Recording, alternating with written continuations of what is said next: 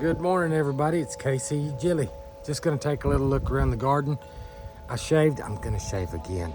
I mostly did the mustache thing because my wife hates it. And I'm just aggravating her. Some tomato seeds here, starting those guys off. You can see they're small, but they are coming along. Peppers are in the middle.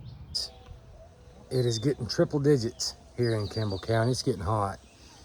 And so you saw before that I had aggressively pruned them. And I want to show you some things now. This is why I do it. This is how I do it. And there is a purpose for it. And there's replacements coming if for some reason anything gets screwed up with what I've already got. And it will flush back out and get full. I guarantee you it will. I've done this for a couple years now. This particular bed that I'm in, the first year that I grew these tomatoes, I just let them go. And I couldn't even walk in here. And the mosquitoes were so bad, even my dogs wouldn't hardly come outside. It was awful. Just pests everywhere, disease. None of that now, okay? So take it for what it's worth. Okay, so my tomato plants. Now, you can see they're pretty loaded up. No fresh flowers hardly. What little bit I'm getting here, they're having a hard time getting pollinated. It's getting too hot. You can see, this is what the sunshine's doing over here where I live.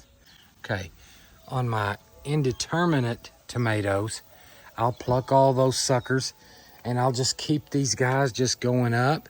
And the only way I'll leave a sucker is if for some reason, like this is the top tier of my plant. If for some reason while I'm winding this stuff up, this gets broken off, then I will leave a sucker like that to keep this thing alive.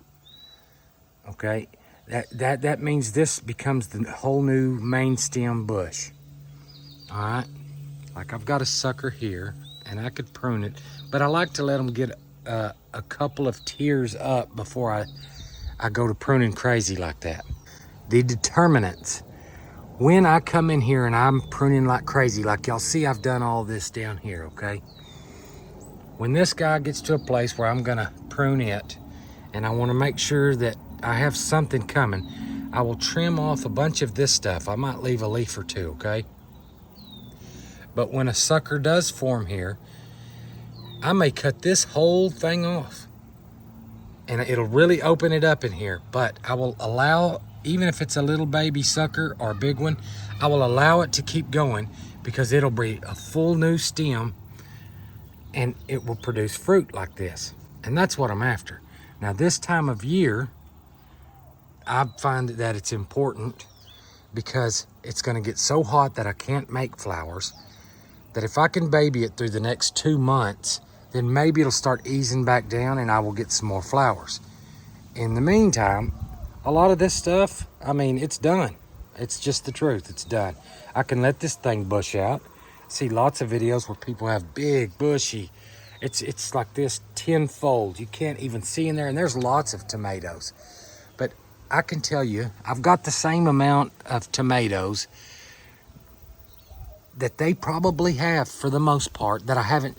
What you don't see is that I've already plucked off so much. So, I mean, I have big, full clusters. I'm just choosing to do this intentionally because now I can see my stuff. It's gonna get too hot for anything to make anyway. I've got new stuff over in my little planter that I showed you to start this video off coming along. It's also gonna go in the ground probably around, say, maybe August, in mid-August, late August or September. And then by October, I'll be pumping out stuff like this all over again, have lots of flowers, and they will make because it'll start cooling back down and I'll get my second harvest. So this is a Central Texas thing. I'm sure it's not like this for everybody.